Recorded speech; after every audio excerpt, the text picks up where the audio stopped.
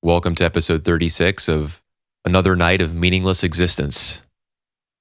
I changed the I to an O, so it's the A.N.I.M.E podcast. Today, I'm Whooper, and I'm joined, as I am every week, by Grunchler.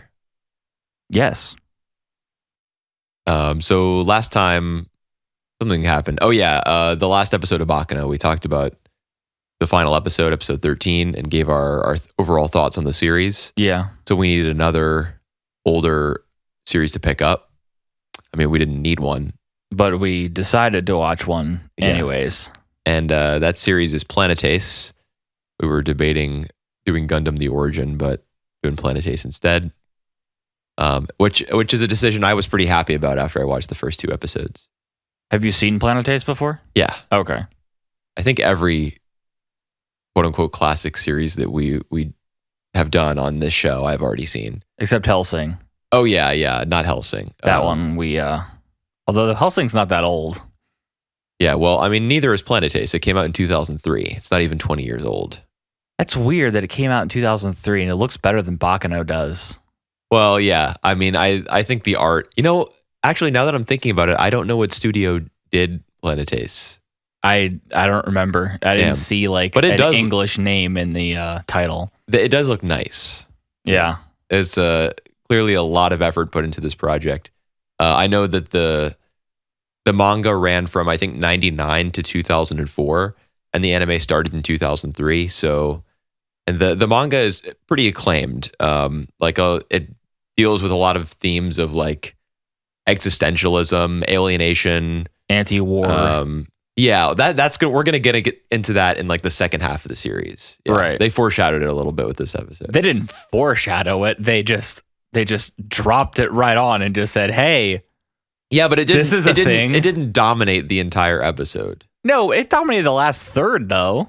Yeah, but that's not the whole thing. Like it's gonna get much more political, Heavy-handed as it goes on.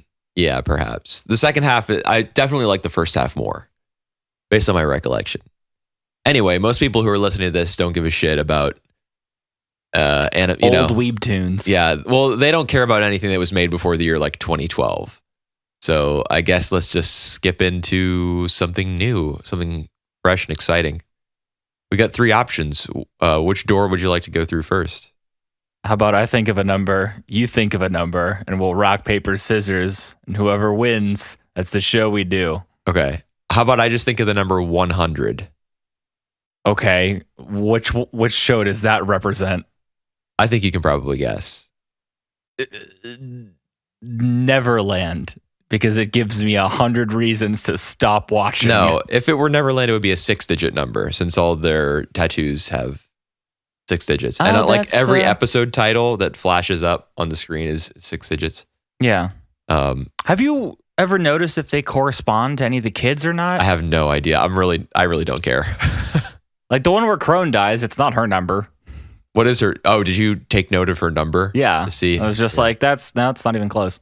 I don't know. I mean, we're supposed to talk about Mob first. We can just do Neverland first if you want. We're already kind of gabbing about it. Sure. What was I going to say? Oh yeah, the whole thing with William Minerva and the Braille, like the codes in the books. I mean, given that that's something that the series has already pointed to, has already introduced, maybe the numbers have some code-based significance as well. I don't know, but I'm not that interested to find out. Now that we've seen this episode, we've only got like 3 more. We pretty much have 3 more weeks of the season after this one. We'll only be doing this for another little My bit. first guess was that they wouldn't leave in the first season. Yeah, I thought for sure they would. That was otherwise, my original guess. They're just sitting around angsting on the farm. Yep. And I mean, it looks like it may continue on that way because the big reveal from this episode is, there's a cliff. Yeah, Norman gets up on top of the wall, and there's a cliff. He can't just jump over because he would fall to his death, unless he's an unreliable narrator, and there's not actually a cliff there. Well, we already know he can run up walls. Yeah. So it's pretty safe to say. Okay, that scene was totally ridiculous. Why would tying a rope to a tree that's like 10 yards behind him enable him to climb up the wall. The tree would need to be right next to the wall or on the other side for him to gain any leverage from it. That scene was just retarded. Like what you would have done is you would have gone up the tree, climbed up with the rope, tie the rope to the tree, tie something heavy to the rope, and throw it over the wall. And then you can like shimmy across. No, but there is no way that they could have used a rope to get over that. I know. But even that's the thing. Like, even if they had climbed up the top of the tree, tied a really heavy rock, like at least as heavy as they are, they wouldn't have been able to get it over the wall. Yeah, because the tree was a good distance from the wall. Yeah, and they all they have is like their access to their little skinny 12-year-old arms. It's not like they're the senpai from the Body Improvement Club over here, right? Possessed by Dimple for extra power. They're just kids. It completely implausible, stupid. Whatever. I don't have two shits to rub together for this series anymore. But that was just the worst. Do you think it's possible that the show is engaging in some trickery right now? And because Norman is he's acting kind of weird in this episode. Like he continually refuses to escape because he's afraid of what will happen to the other two. And the other two say, "No, place. You have to escape. We don't care what happens to us. We'll break our arms. We'll break our heads. We'll break our necks. We'll break our brains. They're already broken." And then so eventually, he's touched by their willingness to, fracture their own limbs, injure themselves for him. Yeah, very, very, heart-wrenching. Which, by the way, they don't do. No, because they figure out some plot, don't they? Or something? No, they don't figure anything out. They just decide. They just see Norman come back. They don't do it, and then they see Norman come back. But I remember there being a reason for them not injuring themselves.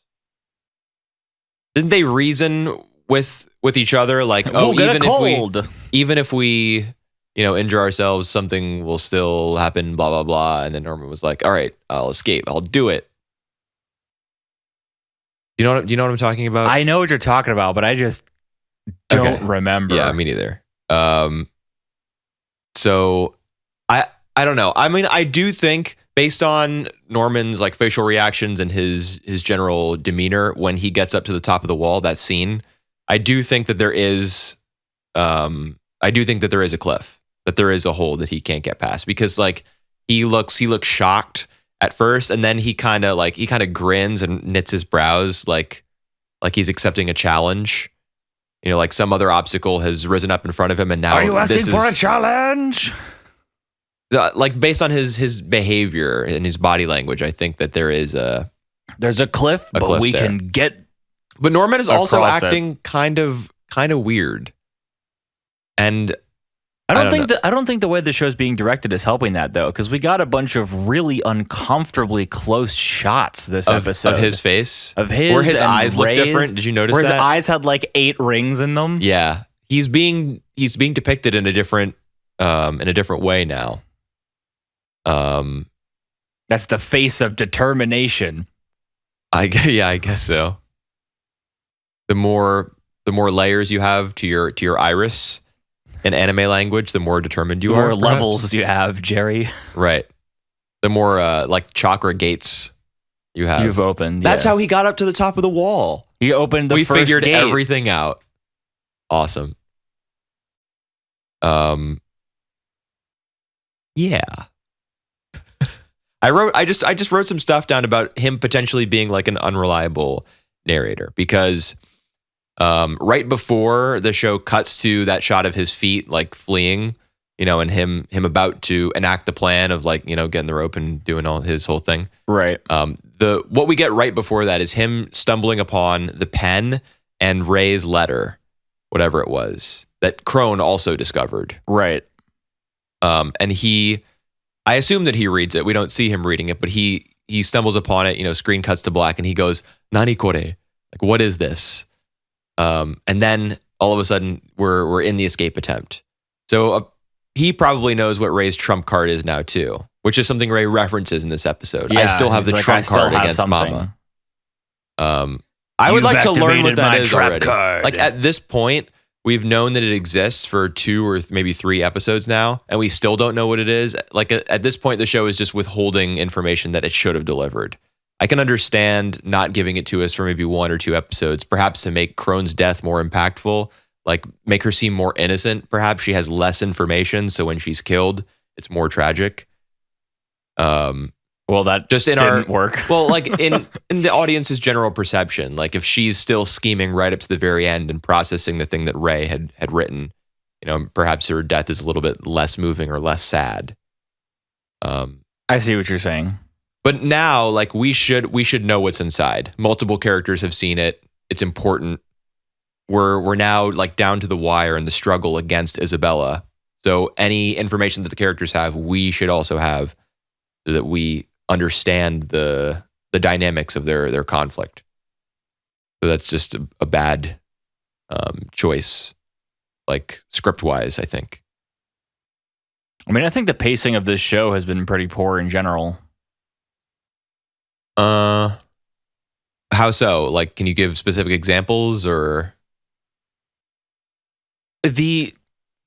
Almost sort of like how we're just drip fed information. Like rather than us learning a bulk of stuff and then everything moving from there, it's just here's a small roadblock and here's a small roadblock and here's a small roadblock. And then that small roadblock usually gets solved within the first 3 or 4 minutes of the next episode. Well, you're just talking about the show's decision to employ cliffhanger endings, right?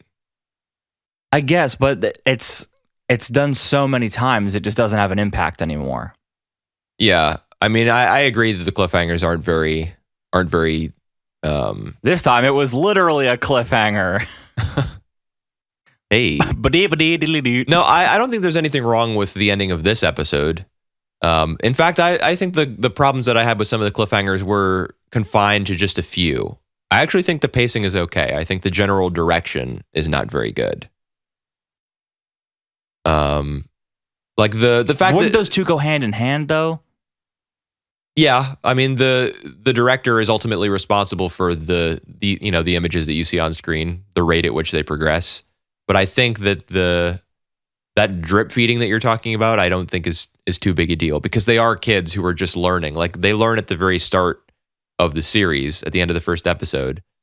Oh my God, there's aliens and zombies or whatever, demons out there. And since they're confined to this farm, any information that they get is gonna come slowly. It's not gonna come all at once. They're not gonna open one of William Minerva's books and find that he's written an entire novel about the outside world, for example. It's right, but at the same time, doesn't Ray already know all of this stuff? Ray does. Well, that's one of my beefs with the fact that we don't know what's in his letter. Like Ray's information, that's how he sold himself as a double agent to Emma and Norman. Like to get back on their good side, to get on their team, is my knowledge, the information that I have about the farm, about Mama, about the outside world, whatever little. I mean, because he didn't undergo infantile amnesia. He remembers everything, including stuff from when he was a fetus. Is this real? Is that a real thing? I didn't Google it. Neither did I. So I don't have a claim as to whether that's real or not, but the first thing I remember is being in a dark, warm liquid. Remember when he says that? Yeah. Was he talking about being in the womb? No, I think he's talking about like a test tube. I think they grow in like labs and stuff. Okay. Right. Didn't we see something like that? What was the name of the girl who like died? That with Crone. We did? In her flashbacks? The girl who died was Connie. Right. Wasn't Connie put in a tube type thing? Maybe they used the tubes for both birth and death? I don't know. Me neither. So yeah, the whole, what were we talking about? Us not knowing the contents of Ray's note after 3 episodes. That's one of my beefs. Like if he has all this information and he's selling himself as, the guy who knows what they need to know to escape. I have a trump card. Know. What is it? No, don't worry, I have one. But maybe we could help you figure out how to use it. I have one. Okay. What's in there? Is it a gun? It's just like a collapsible gun in a box. Here's my trump card. Bang. I don't know, man. I mean, it could be because he creates that little self-stun chip deactivator that he got from spare parts from a bunch of stuff he asked for over the course of 6 years. This kid is like a super duper genius. MacGyver. His test scores must have been the best test scores. He's like an edgy MacGyver. Spiky too. Don't forget his hair. Yeah. Yeah, I think that's it. I made a note about Ray being super pissed for most of this episode because Norman isn't cooperating with his plan. Because his friend keeps trying to kill himself, essentially. Yeah, or to sacrifice himself or to martyr himself. Yeah. We've got a lot more hallways, but no use talking about that. Yeah, I agree. Anything else? Well, so there's a cliff, right? So there are 3 episodes left. There's a cliff. How are they going to escape? I guess they're not. I mean, that was your original prediction. A bigger rope. We're going to need a bigger rope. I don't know. Maybe they figure out a way out through the gate. Maybe that is right. their The gate leads to HQ. We learned that in this episode, for sure. Who do we tell? Who do we learn that from? Ray, right? Yeah. Who apparently has known it the whole time and hasn't bothered to mention it until just now. Yeah, but I mean that's okay. We've gotten a bunch of talking, extensive dialogue scenes between him and like Emma and Norman. We can't just have an episode that's like 22 minutes of him being like, laying out absolutely everything he knows. So what they should do is before the show starts, they mail everyone who's going to watch it a couple pieces of paper and just like, here's the prerequisite information you need to know before watching this show so that we don't have to waste time on expository dialogue. That itself would be exposition. Yes, just putting a bunch of information on a piece of paper. Would you rather read it in a piece of paper in 10 minutes or have someone animate it and speak it to you in 22? The latter, assuming that you break it up with several other scenes and that the direction is visually interesting. Sound design is good. Characters are likable and I care about what happens to them. So, that's what anime is. Right. So that's what you want to happen, but is not happening. Well, I think the show's fine. Whatever. It's a big hit and it has an interesting premise. At least it's not some show where they get transported to another world, and at least it's not just exactly what it is now, but they were once children on Earth and they've been transported to another world, a fantasy world where they're put into this farm. That would be 10 times worse. So count your blessings. Then all they'd have to do is like grind against forest monsters until they got the super jump ability, and then they could leave. I think you mean orange slimes, orange balls. Yeah, that they could then carry under their cloaks, and use to blackmail shopkeepers. I have a couple friends who are watching it. What, that series, Rising of the Shield Hero? Yeah, it's real big. Anybody who thinks feminism bad, that's going to be their One of cup my of tea, friends man. said he was Bread and going to butter. watch it. I told him, I was like, it's not great, and he's like, I'm probably going to watch it anyway. It's something to watch. He watched it. He's like, it's not very good, but it's entertaining. I was like, well, I guess that's all. In what world? In the same world that the Marvel Cinematic Universe exists. Well, I mean, that's Hollywood. To be good as long as it's entertaining. That's Hollywood, though. Yeah, but this is like Hollywood, but low budget. It's not Japanese, and more of it comes out. It's not. All right, let's pause here for a moment while I get my laundry out of the dryer. Okay. And now, Mob Psycho 100.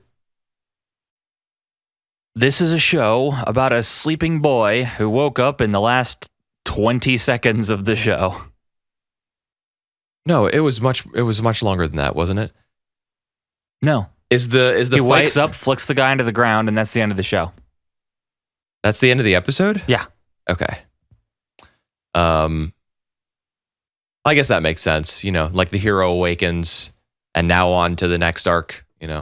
Or the next part. And now on to the part No. The very last minute was Sho and Ritsu in front of the building where Sho's dad, the head of Claw. Right, but it was like Mob wakes up and then it shows all the people currently in a showdown. It shows the people in the sewers being attacked by speed of sound Sonic. Who?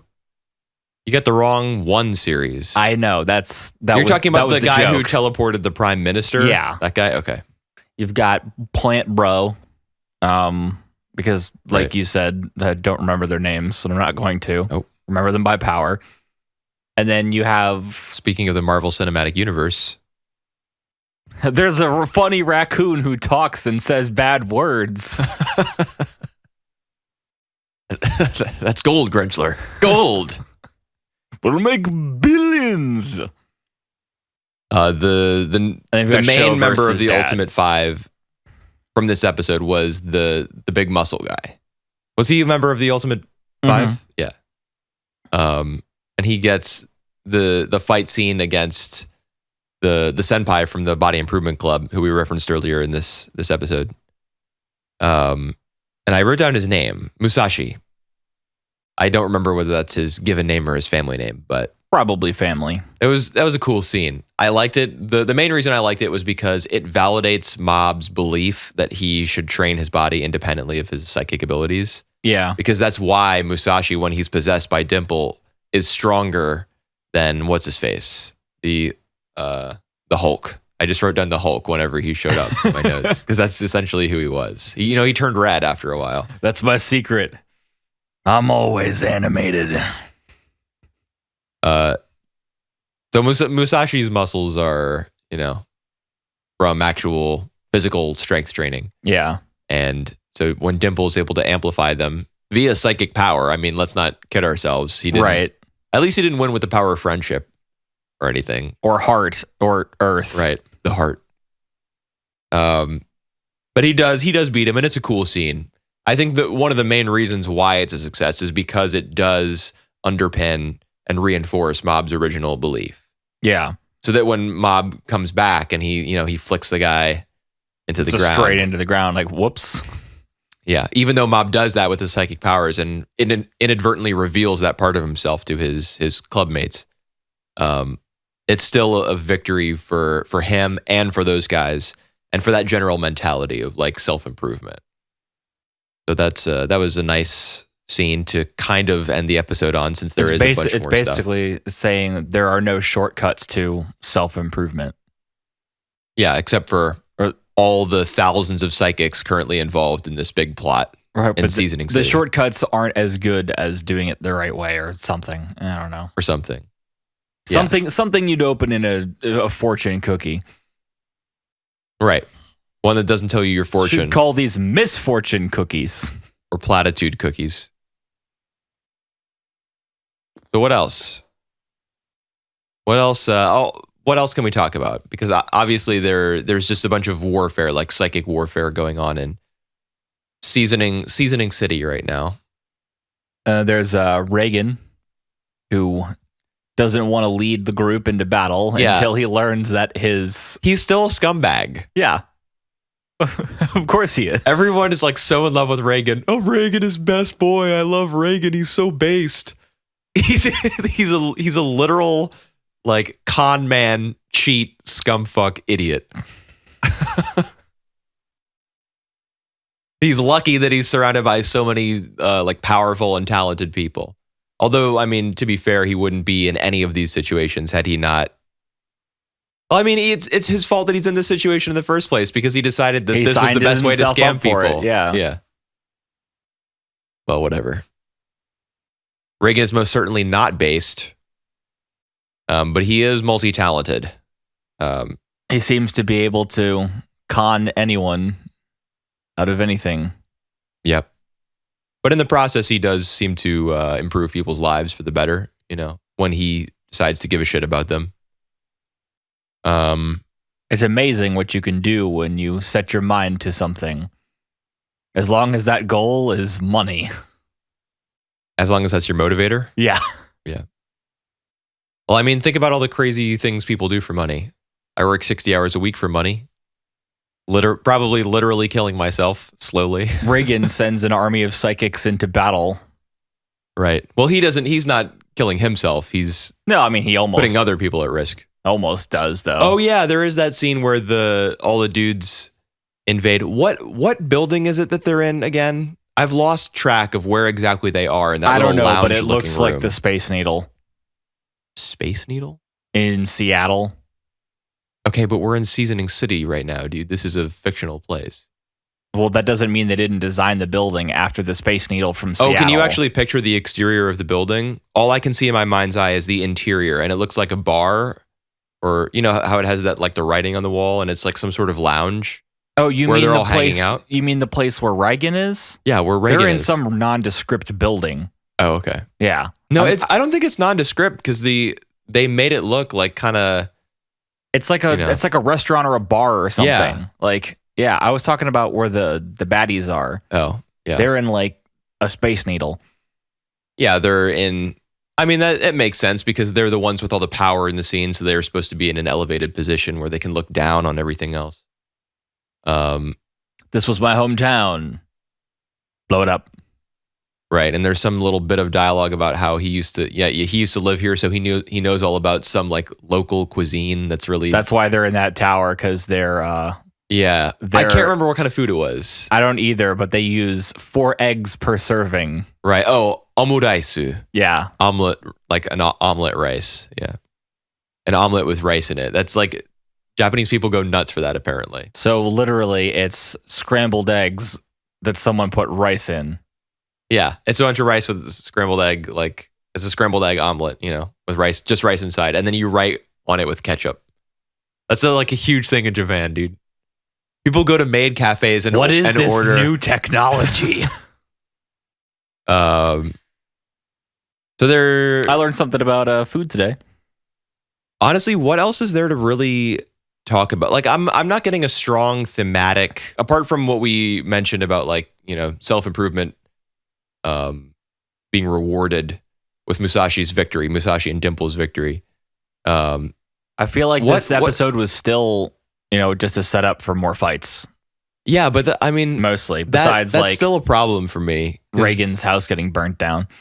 Yeah, I just don't feel as though, like I said earlier, thematically this episode had a lot going on. What's the deal with the? I can't remember the head of Claw's name. I said it last week, but I forgot it. His whole thing is like, how was he? It reminded me of the Rail Tracer a little bit. If I set my mind to do something, it's already done. Yeah, essentially. Yeah. He kind of has the same, that. a little bit of the same worldview as the Rail Tracer. Like, the strength of my conviction is such that the world actually kind of revolves around me. And if I set my mind to something, yes, it's as though I've already achieved it. And he only relies on himself for like satisfaction and for I don't know, like pleasure. That came out wrong. He only relies on himself, man. Love is all you need. Self-love. It's important. Almost as important as self-loathing. Don't neglect yourself, guys. All you dudes out there. What am I saying right now? And ladies. Not that there are any listening to this. No, well, girls don't watch anime. Of course not. That's a scientific fact. It is. Yeah, the way he was talking kind of reminded me of the Rail Tracer a little bit. I know you kind of had some issues with his worldview being like so totally out of whack and distorted. And this guy is kind of the same. He's just completely self-absorbed to the point where he sees himself as the center of everything. And I mean, I assume that eventually that will be contrasted with Mob's, his general attitude of caring and goodness. Flashback to the first episode, which I'm still harping on about when he puts together the girl's book, brings all the pages back together.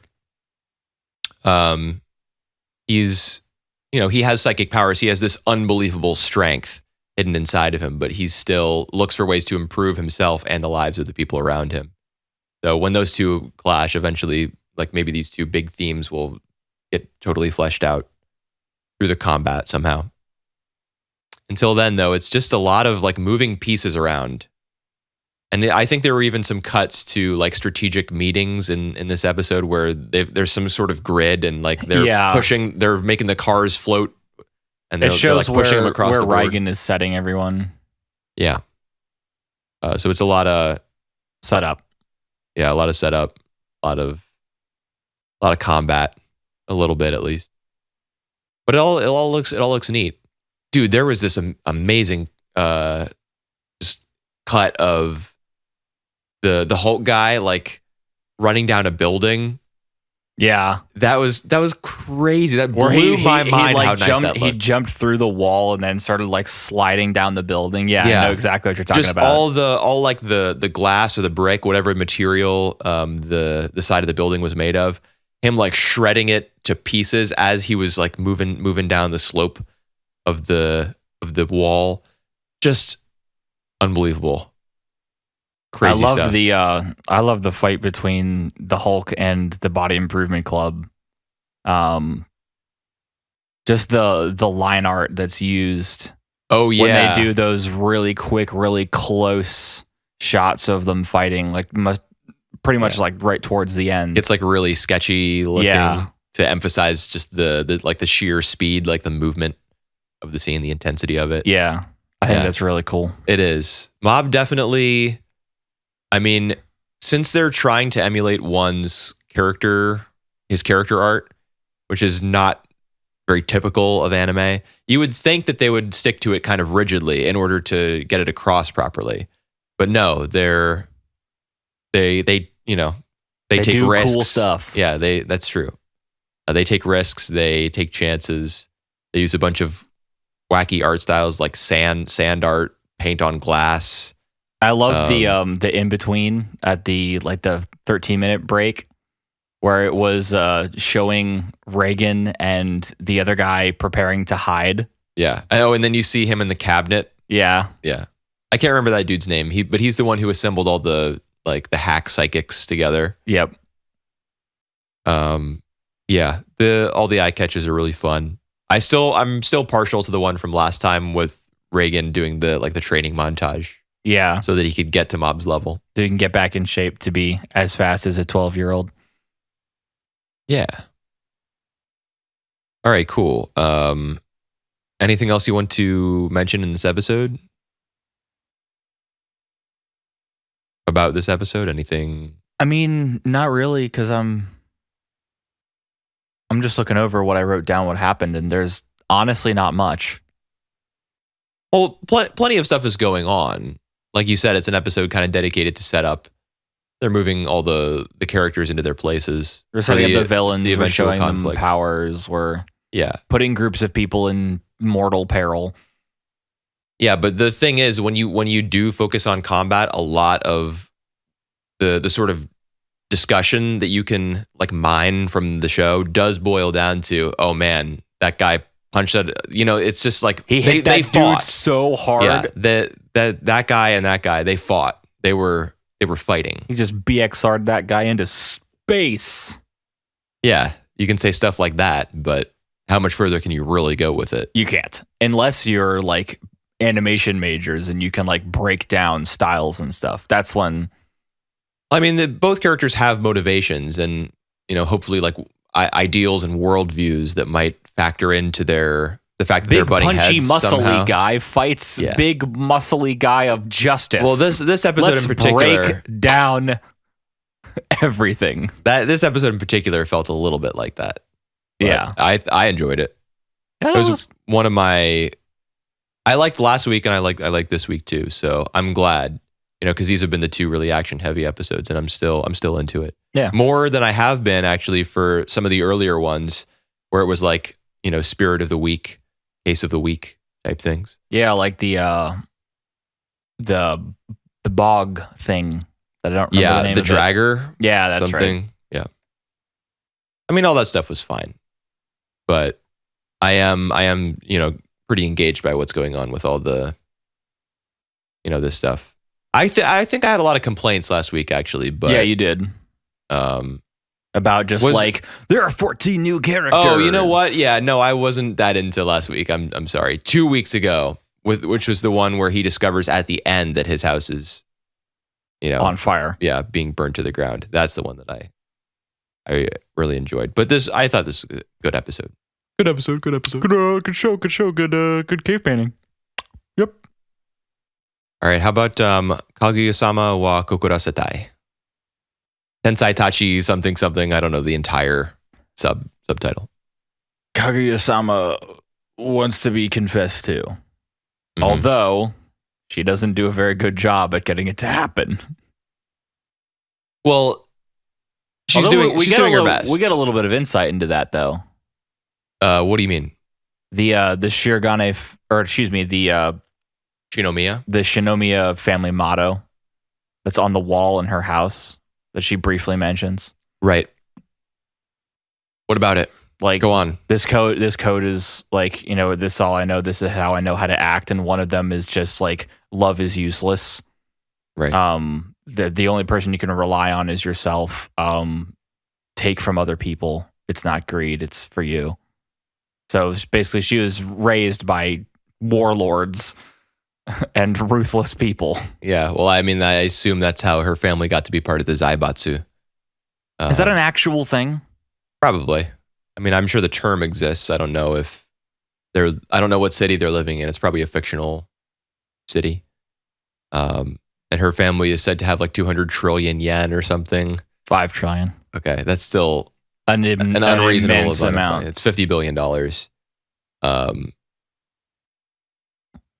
So, whatever. I mean, her family's very rich and powerful, and I guess what we're supposed to infer is that she hasn't had a very, very good upbringing, or a very warm or loving familial upbringing. And I mean, last week she kind of dreamt up that scene where the whole Shirogane family was just like, "You're one of us now." Yeah, and to think where that must have come from, her desire to see that situation played out, is that she didn't have one herself. Yeah.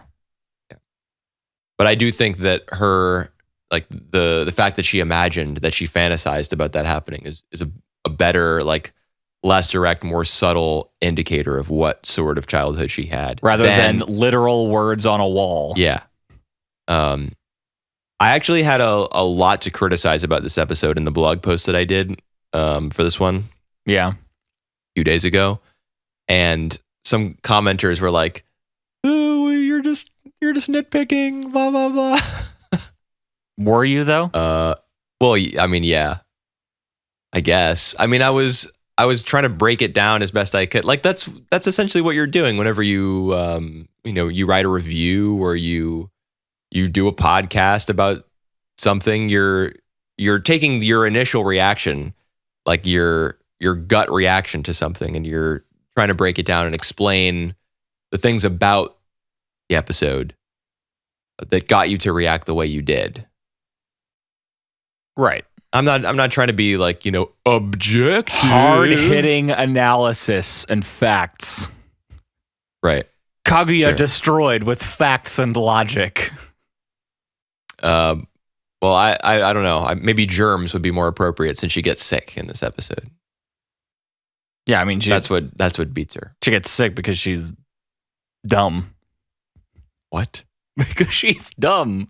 What do you mean by that? Because she won't offer Shirogane a ride home, so she's like, I'm going to stand outside of the rain, get soaked, and then get sick. But I mean, that's part of the point of the whole, the whole clarification of her family situation in this episode was that, of course, she wouldn't offer him the ride because she doesn't know how to, I don't know, admit that she loves somebody. She that would be seen as a sign of weakness, right? In the house that she grew up in. So she wouldn't know how to do that. Still dumb, though. I mean, my issue with this episode, I think, was that all 3 segments kind of tied into the home visit. They all like led up to it. Right. What was the first one? It was Shirogane needs a ride home. Right. And because it's a typhoon out, the trains are done working. So she stops Fujiwara from offering him her taxi ride. And how did she do that again? I just remember she literally just clamps her head. Her hands over Fujiwara's ears and eyes and steers her towards her taxi. Yeah, and then there was that weird sequence like with the 24. Yeah. Only it was totally off tempo. It was like doot doot doot doot doot doot doot doot. Yeah, it wasn't like keeping a second. What was the deal with that? I didn't understand why it had to. That kind of got on my nerves a little bit. Now that's nitpicking. Yes, it is. I mean, but I also don't understand why it was necessary at all for it to be. Because it was funny. I didn't think that added Play anything funny, to the loud scene. sound effect. Haha. But this specifically the fact that it was not in sync. I didn't notice that it wasn't in sync. Are you serious? If we go back, it's not even close, dude. I mean, I didn't notice it. Okay. Well, I mean, that's probably how most people probably just didn't notice. You'd think I would have picked up on it though. So maybe you were just imagining things. I'll play it for you. It's really annoying. So then he has to end up biking home, and then he splashes her with water and she gets sick. Oh no. And then they have to decide who goes and gives her makeup work, essentially. Right. And I thought that chapter was pretty weak. It was just, they play the game and then Shirogane wins. It felt almost as though they just had to get that out of the way to get him into her house. The whole thing with Fujiwara cheating, it's kind of amusing, but I don't know. And Shirogane figuring out how Fujiwara was trying to win and then using that against her. Right. Yeah. I don't know. I didn't get much out of that. How about you? I don't know. I thought it was fine. You like that sort of thing where like an anime character is a super smarty pants and they figure everything out. Well, it reflects me very well, so of course I would. Right. I mean, you want to see your to be life fair, reflected you got to have screen. a pretty high IQ to appreciate what is essentially a game of Go Fish. No, it's concentration. It's a memory game. I've never heard it called concentration before. But I'm sure you've played. Yeah, of course like I've played stuff like that. Which is literally just guess until you can remember things. Right. So then, then we get to the whole scene where he gets to her house and Hayasaka's pretending that she's like a gaijin maid. He's putting emphasis on all the wrong syllables. I don't know if you caught that, how familiar you are with Japanese. Literally no idea what you're talking about. She was putting all the emphasis on the wrong syllables as she was talking. As though and she also wore the color contacts and like stuffed her bra. Yeah. The idea is that she's, she's some European maid or something whose mastery of Japanese is not quite mastery. Well, she doesn't want Shirogane to recognize her. Right. So then, she takes him in, blah, blah, blah. So this is all in service of the issue that I have with the episode. Because Which is the end of the episode. Yeah, pretty much. Since everything was in service of the home visit scene, everything felt like just a couple dominoes they had to knock down before they got to this one. Retroactively, that kind of soured those chapters for me because I didn't care for the home visit at all. Like Kaguya on the floor, like looking for fireworks, acting like a baby because she's sick is just so stupid. It's so insulting. I mean, I've definitely been there when I've been sick where my ability to function as a regular person completely disappears and you turn into someone else because your brain shuts off. No, but see, you're exaggerating. Everything you're describing right now is cartoon logic. That's not what happens. And like, they even present a Freudian explanation for why it's happening. Like her ego is usually working because she's so smart. Her ego is usually working at like 110%. So now that she's sick and her ego is incapacitated, her id comes to the surface and she's just like this ball of desires wrapped up in an infantile package. They even drew her face differently. Yes, they just did. like rounded it out. Yeah, it was more round. They also reduced the number of shades of red in her irises. Norman, as we know, he had more hues of blue, more Saturn's rings. Right. So that means he's like, extra woke. Yeah. Whereas Kaguya is extra dope, as in dopey. And even her voice actress, who usually has like a kind of a sharp tone to her You're cadence. Doing like one of these little things. Yeah. She was actually kind of talking like Fujiwara. Yeah. So everything about the performance of her seiyuu and her design, it was all in service of like making her into like a little adorable baby. But then the show turns around and has like a a scene where she explains to Shirogane that she can't love because of her familial upbringing. And this is like a serious scene where she's in bed reflecting on her own, shortcomings as an individual. It just felt like totally incongruous to me. You got the literal retard Kaguya in the first part. Fireworks. Where and then the second part where she's like, come to think of it, she's like on the analyst's chair in the metaphorical shrink's room, and she's like, I was never shown much love as a child, and I can't really express myself very well. So you know what? Let's just hop into bed with me. And then that's phase 3. It's just dumb, dude. Yeah, I didn't like it either. They made her character totally rubber elastic for the scene, and they were like, okay, now we want this behavior from you. Now we want this one, and now we want this one, and we're gonna get to where we want to go. You're gonna act however we want you to act. Then I'm gonna get back to my real life. gonna get this. You see that same person 2 scenes later. Fireworks. I wasn't into it. Like the whole. I was fine with the first 2. I just didn't like the third. You didn't like the third? No. Why would you think I would? I don't know, because people yelled at me online when I criticized it. Oh, and that means that I'm one of those people? I don't know. I'm secretly Whooper Hater 69 on the forums. I just thought that like the general consensus, and I mean, this show gets like 1,000+ posts on Reddit every time a new episode comes out, and everybody loves it. They're tripping over themselves and falling into puddles of their own piss and their eagerness to make a comment about how it was like LOL epic win. So I just figured that was how everybody. Also funny. This is relatable, guys. Yeah, I guess. Sweats nervously. What? That would be if they were reacting to a Marvel film. That's when the nervous sweating comes in. No, that's like, just what's your opinion of Captain Marvel? I love women. Sweats nervously. Black Panther deserved to get Best Picture. Dude, the actual Best Picture winner, Green Book. Hello? Quaron got robbed. I don't know who won Best Picture. Green Book won. Okay, I don't know what that is. It's a film. Okay. Don't worry about it. I guessed that it was a film. This isn't the Oscar podcast. Nope. This is the A.N.I.M.E podcast today, where we talk about things that actually matter. Right. So yeah, I didn't like this episode very much. You didn't care for the third part? Yeah. Why? Like, I don't know. I just thought it was like, yeah. I'm trying to figure out how to say it. Go on.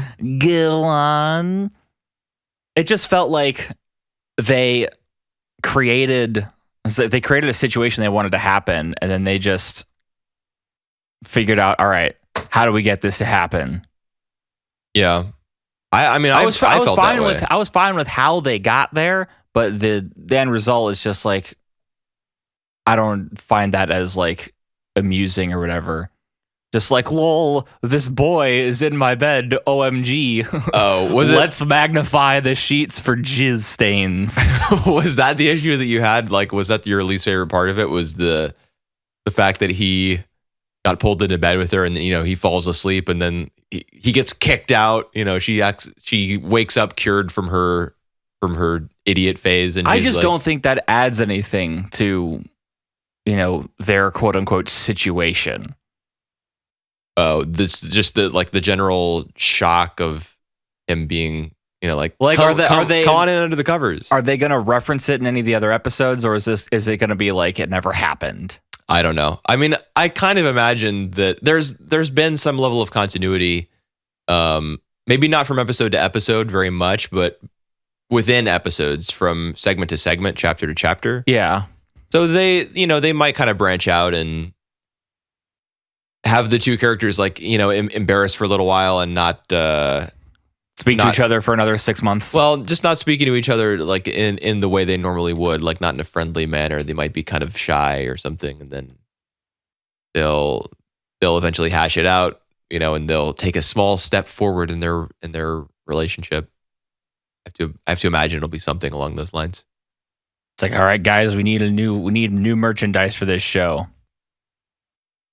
Let's sexualize the one character we haven't yet. Then we can Who sell would that tons be? of merch. Kaguya. Has she not been? No, because in this one she's got like her nightgown's like half off and everything, and she's like I think we've pulling men seen- into bed with her. Oh well, and I'm just like, when all she's right, in this- when she's a in little dopey heavy-handed. baby mode.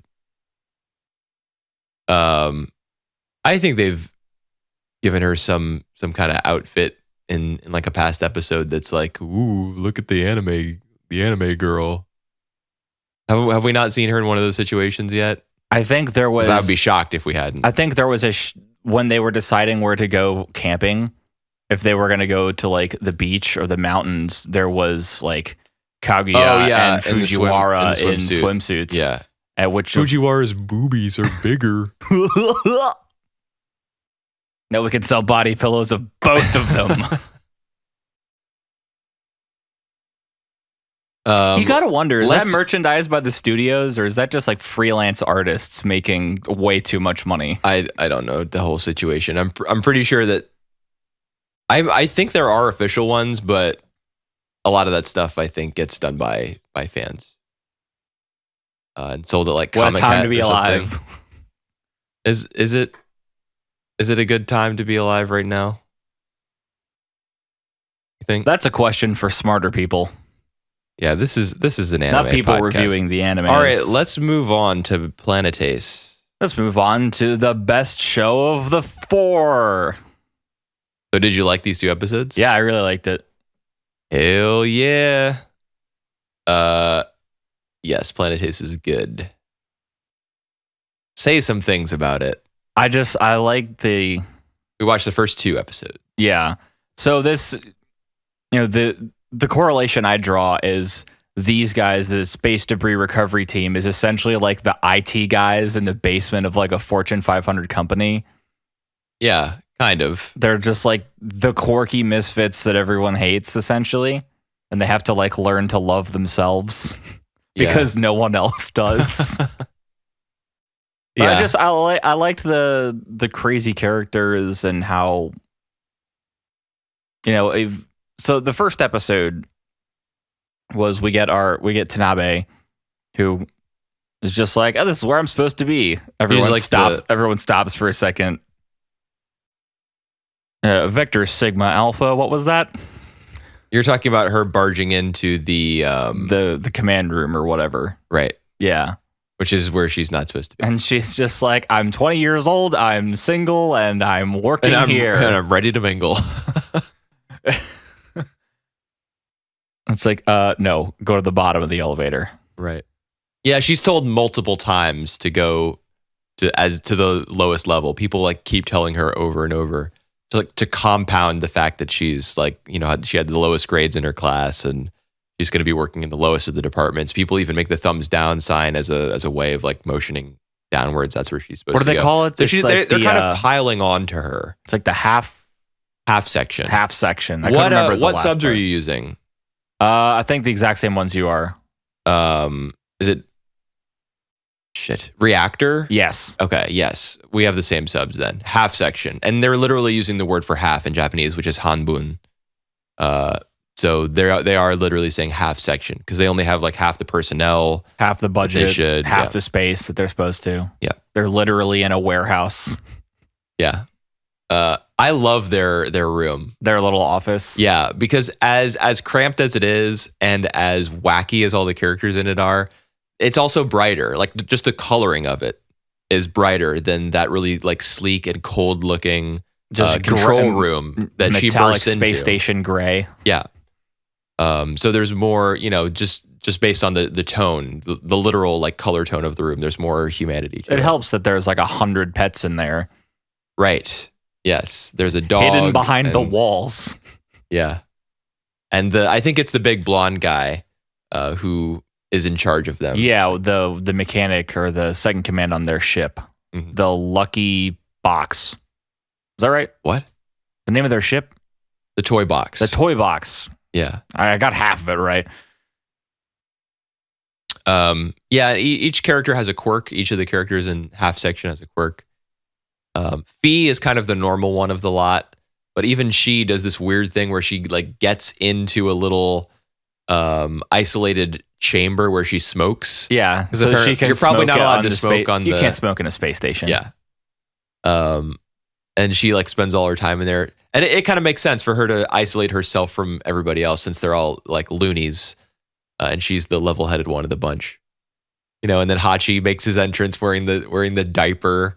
Yeah, it's like, all astronauts wear diapers. What do you know? Yeah, I really like that whole first scene because it helps that she barges into the control room first because it like that's where she wants to be and where she can't be. So then later when she sets off this weird Rube Goldberg machine of a whole bunch of stuff going chaotically wrong in the end goal of a diaper to the face. Right. What is the name of the debris section? Yeah. Debris section. Like her failure is kind of compounded because she's already gotten a glimpse of the place she wanted to go. She can't go there. Now she goes here and she's like, she dreads it from the moment she enters, and then like literal shit gges pushed into her face with a little bit of cloth protecting her. Right. I don't know if his diaper was actually loaded, but I mean, hopefully not. Loaded for bear. So I like they use her character as a means of introducing everything. You know, they kind of do a rookie fish out of water type of situation so that the viewer, the audience, can get their bearings through her. Right. That's like a trick as old as time, but I think it really works.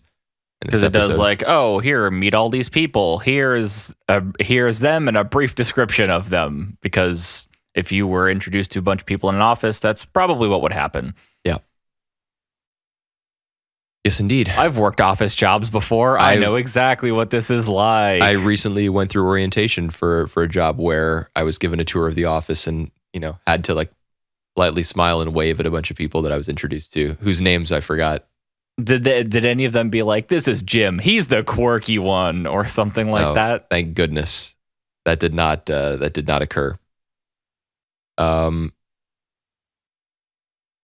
yeah, Tanabe is great. The debris section is great. I like them. Yeah. And one other thing that I really like about the first episode is how well it situates you in this future. Because it's 2075. And there's a phrase that Hachi uses. What do you want to call him? The guy with the headband. What did you call him in your notes? If anything. Isn't it Hashimaki? It's his full name. No, Hachimaki is actually a combination of bits of his first and last names. So it's a nickname. But Hachi is what a lot of people call him. I just wrote down what was on the in the subs. In the title. Oh, okay. Or in the opening sequence in the second episode. Since the first episode's opening sequence was the ship, a screw colliding with a ship. Yeah, dude, I love that too. Honestly, I love almost everything about these two episodes. But that's one thing I also really liked was the way it like effortlessly explains the premise of the series by focusing on something as small as a screw. And like the really careful attention to detail and like the shading on each little spiral of the screw as it like, hurtled through space at 8 kilometers an hour. No. Per second. Yeah. 8 kilometers per second. Yeah. When I saw that statistic or that measurement, I was like blown away. And it kind of makes you realize how it really could interfere with like commercial space flights if that's the future that we're in. Yeah. But the other apart from that really nice intro, there's just a lot of little details about like you remember the harness that she wears in the elevator when she's going up to introduce herself. Yeah. They're like in literal harnesses when they're in the elevator because of like zero gravity. I guess the elevators are 0G. Yeah, the elevators would be in the if you look at the space station, it's like the big column in the middle. There's a column in the middle and everything that's spinning. That's a theoretical way to simulate gravity in space is by having a rotational motion. So when you see a flat floor, it's literally at the edge of that circle, going in a giant loop like this. That's the theory behind how you get gravity in space. So the elevators would have to be in the center, which would have no gravity. Wow, interesting. So it makes sense on like a theoretical or a scientific level. Yeah. We haven't built anything that big in space yet, although the International Space Station is quite large. As well as it laps the Earth every, I think it's 19 minutes.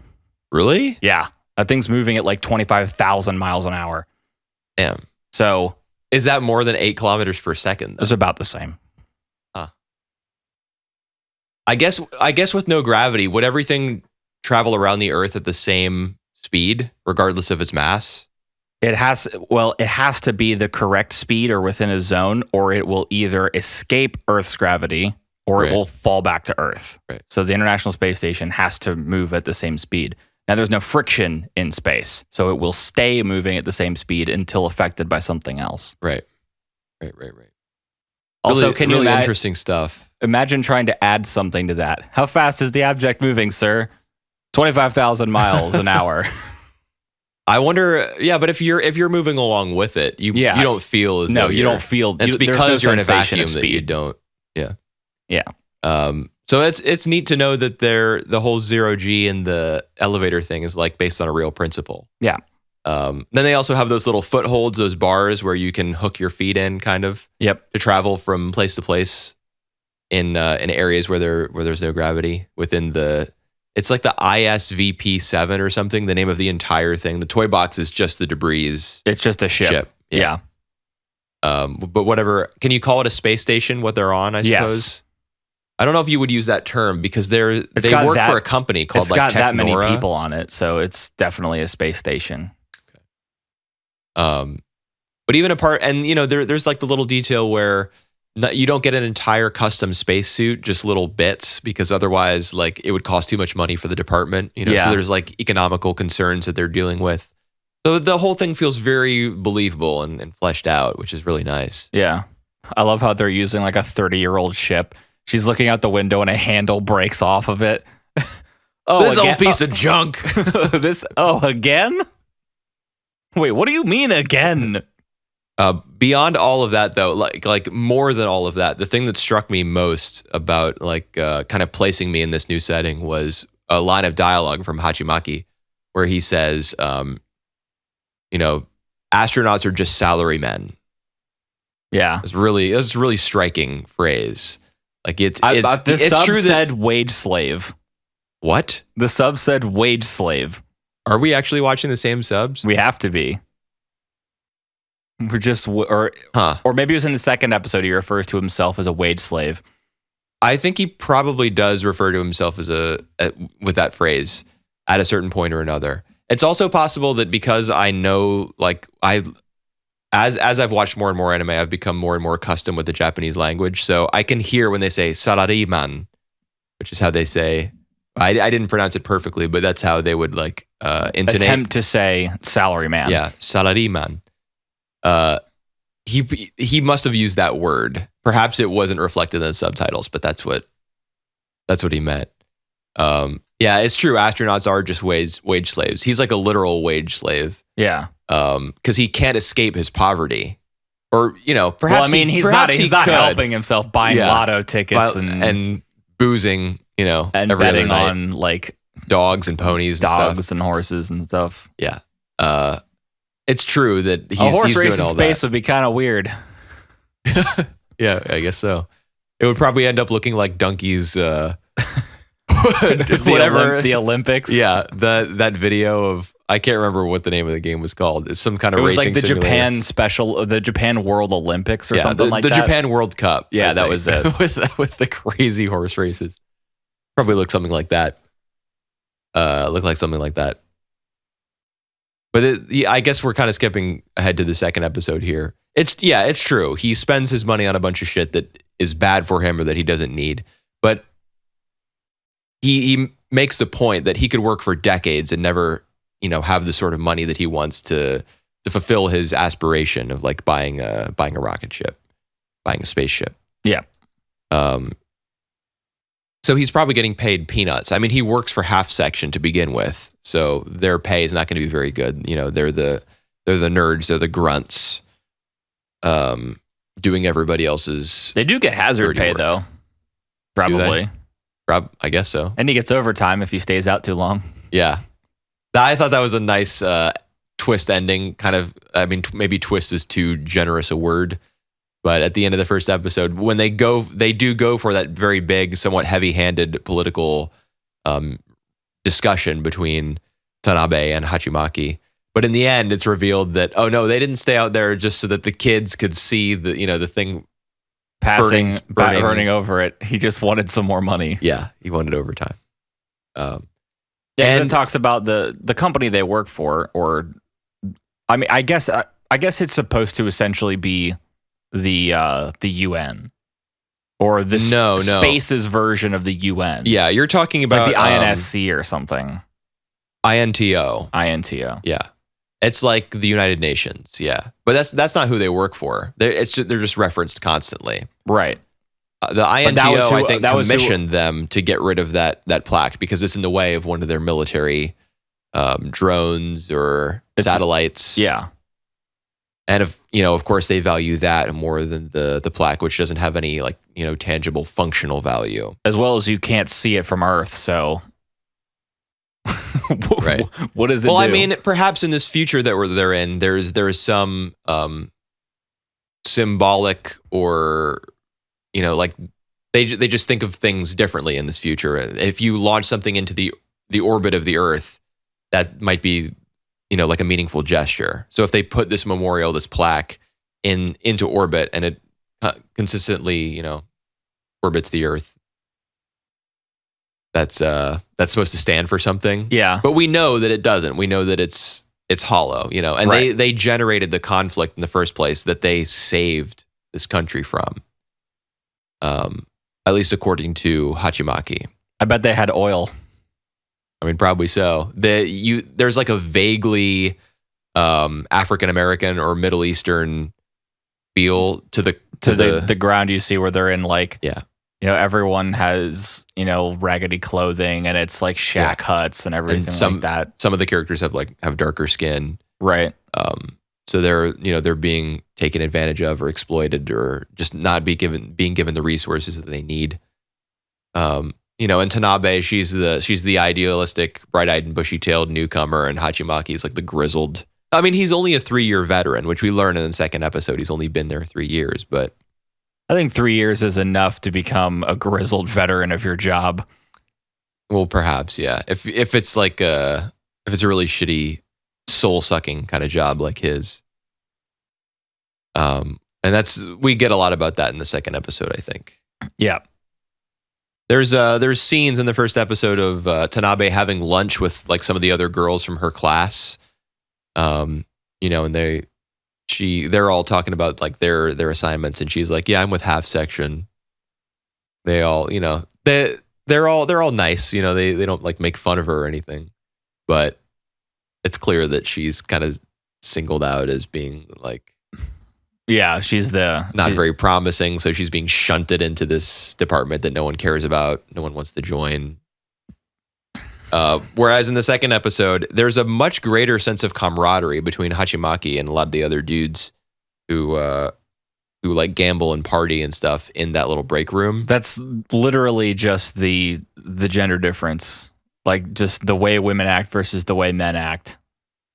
Well, I think there's some amount of truth to that, but you also have to take into account that Tanabe was socializing with other new recruits, whereas Hachimaki is with all of his bros, who have been working, who've all been slaving away at their jobs and like have come to rely on one another as a means of getting through their like shitty lives. They hang out, they trash talk each other, they try to their bedroom get money from each other. Their bedroom is like as big as our shower. Yeah, they're little because they sleep in pods. Yep. I mean, you would on a space station. Yeah. Except for like the really high up dudes, because it's just otherwise a waste of space. Right. And I was interested when he did go into his little pod, his capsule, whatever you want to call it. his sleeping quarters. He opens up that little storage space, and there's the photo of him and Chang Shin, his friend, and there's a girl, the third person. So I wonder what, if that's like an old flame of his, perhaps. I have to imagine in a series like this that does seem to be paying attention to small details. There's no way they would have shown that and not bring it up at some point. I agree. So I really liked in particular some of the banter between him and Chang Shin, where he's talking about how Tanabe is like really cute, and Hachi says, "You're never going to make it as a pilot. Your vision is terrible." That struck me as like relatively clever, so you can tell that there's some amount of like wit between the two characters, but it also feels like the kind of joke that you could crack with your friend in the break room at your job, Also, I seem to be having trouble recalling something because I don't remember setting my YouTube comments section to disabled, but half of the comments seem to be anyways. What are you talking about? What? What are you saying? Clever jokes. When you said whatever you just said, I don't think I totally processed it. It just like sucked me completely out of what we were saying. What did you just say? It's just a clever joke. That's all. What was? What I just said. All right, I missed it. Glossing over that. I hope all you listeners out there, you got some enjoyment out of that, because let's gloss over it. Yeah, that's what I said. All right. Yeah, and so the climax of the second episode obviously is them having to reposition the satellite that we got a flashback to twice during the episode. Yes, we did get two flashbacks. One at the very start, where he's the rookie, Yeah. And then one right when we come back from the commercial break, I think. Yeah. And I really liked how that was structured. He gets in the fight with like a couple of the jocks or, something. Just people who were looked down on. They were literally space janitors looking down on him. Yeah. Wait, were they? Yes. They looked like they were wearing like janitor uniforms and stuff. Well, to be fair, they're working on board a space station. At least they're not outside the space station being a literal astronaut. Yeah. Who wants to be an astronaut, right? They're just salary men. They're just wage cucks. Yeah. Feels bad, man. Playing the lotto, doing weird dances and doing weird. Oh, yeah. The luck dance. Yeah. We could try this one next time. Oh, that sounds like a great idea. So are you going to be the human sacrifice? Those were some more office hijinks at the start of episode 2, what you were just referencing.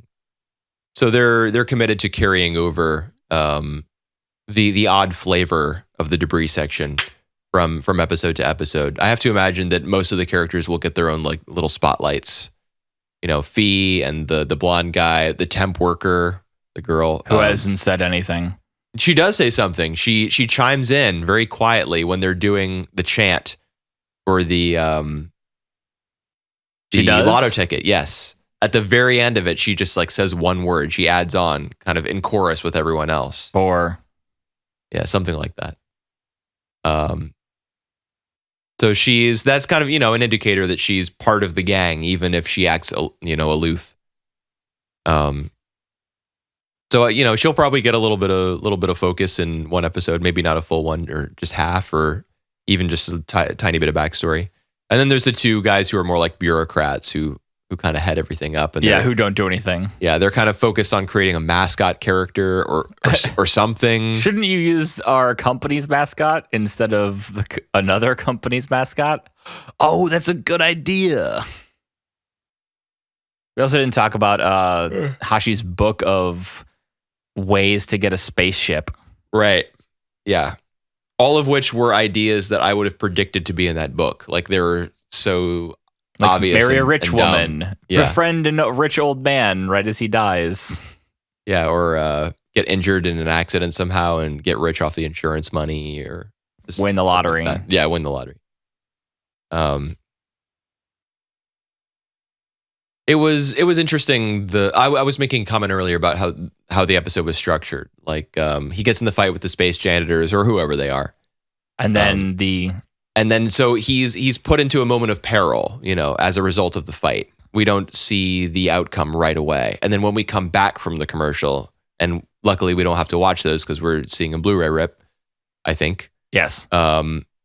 Immediately he's still in peril. He's panicking. In space in this 3-year-old flashback. And then later Tanabe makes the exact same mistake. And he's given the opportunity to be the senpai, the older, and more gives the exact worker. same advice the other guy gave. Yeah. Yep. And I have to assume that sort of practice really resonates with Japanese audiences more than American ones or Western ones, because like the whole passing down knowledge from your elders. Yeah, the whole concept of like senpai and kohai in a working environment. For him to say the exact same thing to a newcomer that someone once told him would be like, he would be honoring the person who came before him, and the person who he's instructing as well. He would be doing right by her too. Are senpai and senpai, is that like male and female? No, the M and the N in senpai, they're just interchangeable. Really? Yep. Okay. Yep. Senpai and kohai. Senpai is your, the one who comes before. Kohai, the one who comes after. So the one criticism that I do have, there was a little bit of heavy-handedness to the political stuff in the first episode. So that's one criticism. The other that I have is that it was a little difficult to discern what exactly Hachi was doing at the end of episode 2. Isn't peace better than war?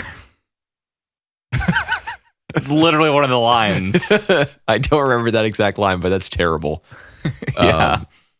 But the other nitpick that I do have, I guess, since we're nitpicking today, is that it was kind of tough to figure out exactly what he was doing.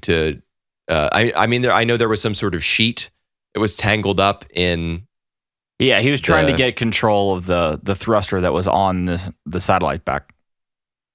Right, but there was some sort of sheet or yeah, something. It was tangled in like a piece of foil from the last time they had tried to do it. I don't think that was reflective enough. Like it just looked like a bed sheet to me. It just looked white. Yeah. The piece of foil. So your options for that are white, the color it actually is, or so blindingly bright that you can't see the rest of the screen. I mean, they're in space with stars all around them, right? Wouldn't it actually be reflecting some of that light? The only light, especially with nothing to impede its progress. The only light that's bright enough to reflect in space is basically the sun. Okay, well then the sun, shouldn't it have been reflecting something and looked a little different than just looking like a literal bed sheet, which is what it looked like? I think it's fine. Okay. Well, that's a serious nitpick. I don't know. I don't think it really is, because did you understand the concept that the motor was tangled in something? I did, but it got its job done. There was a bit of technobabble. The direction was a bit chaotic and hurried. So I definitely understood that there was a tense moment that came through just fine, and the music helped with that as well. But I don't know, just something was missing from that scene for me, and it wasn't necessarily the reflectiveness of this piece of paper. Yeah, I mean, it kind of looked like a piece of paper, like a gigantic piece of paper crumpled around a model of this thing that he's grappling with. But in the end, he gets the thruster to come online, which saves Cheng Shin, his friend, who saves his ship. Yeah, and everyone on it. Right. So I liked these episodes. I thought they were pretty damn good. I was very surprised at how good it looked, especially since you said that it was even older than like Baccano and stuff like that. And there's some standout great shows, obviously in the mid and late 90s, and even some in the early 90s that are just like great looking anime. But like you can go back before the 90s. You can find good looking series from the 80s, 70s. But there are, right after computers were first adopted, some shows looked less than great. Oh yeah, this is actually from the DigiPaint era. Right after they transitioned, the anime industry for the most part transitioned to digital right around the turn of the century, millennium, whatever. Both. And for like 4-ish years, there were a lot of kind of shitty looking, washed out, like locked into 480p because of the way they were mastered series. And Planetes, I mean, we're looking at a 1080p rip here of the Blu-ray. I'm assuming that it's just an upscale, or it's a rescan. Well, rescan of what though? Because like I said, or a re-render, I should say, because when you're drawing anime, you're not drawing a vector, or you're drawing a vector graphic, not something that's rasterized.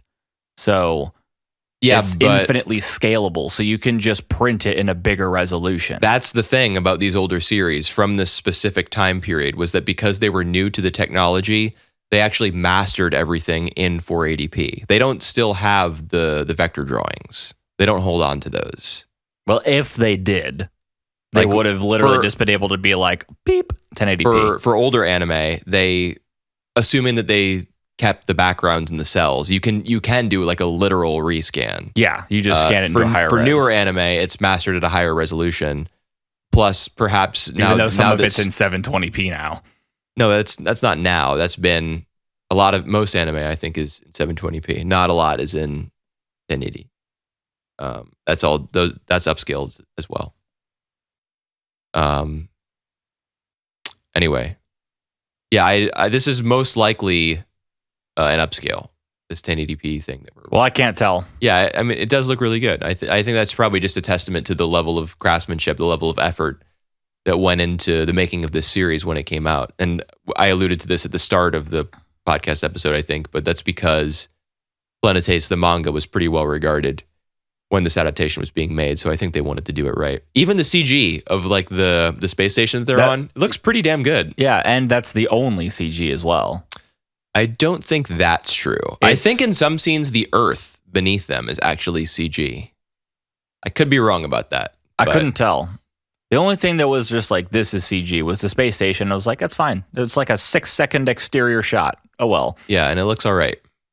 But everything else is just really fluid, and the characters are all detailed and interesting. Yeah, that's the thing. The characters are not too detailed. An excessive amount of detail, particularly in like eyes, hair, and costuming, prohibits you from doing a lot of really, really nice, motion, clean-looking animation. Yeah, because you're bogged down, and you're not moving an arm with a sleeve on it, or you're moving an arm with 19 pieces of jewelry and ornate designs, and then you're like, all right, I could do 4 frames for this handshake, but I'm going to do 2. Yeah. You gotta get your drawings out on time for the otaku. You gotta get that product out on the airwaves. The plant tastes pretty good. We're gonna keep watching it. Yeah, pretty good. Yep. And that's it for this week's episode of A.N.I.M.E. A.N.I.M.E. Tune in next time. We're almost done with Winter Trash. Well, I mean, 2 Winter Trash or 1 Winter Trash and 2 good shows. I didn't like Kaguya very much this week. I'm kind of upset. I'd say overall, though. I was just hoping it would turn out, like to be a standout, not just for the year, but like for the whole decade. I was really hoping we would get another solid rom-com out of this decade. I can only think of 2 that I would like really go back to over and over. Maybe not over and over, but the devil is a part-timer. No, Ore Monogatari and Gekkan Shoujo no Zaki-kun are the only 2 rom-coms I think that I would like really recommend. Just in the history of anime rom-coms, like over the decades, those are the 2 from the past 10 years that I would say. Yeah, I know some of those shows. These are good, but those are also pretty like normo picks. A lot of people love those. Anyways, we're done. Yep. Bye. See you all next time. Another couple episodes of Planetes and closing in on the end of the winter season. Maybe something will happen in Neverland. You gotta stop riding that show so hard. It's doing its best.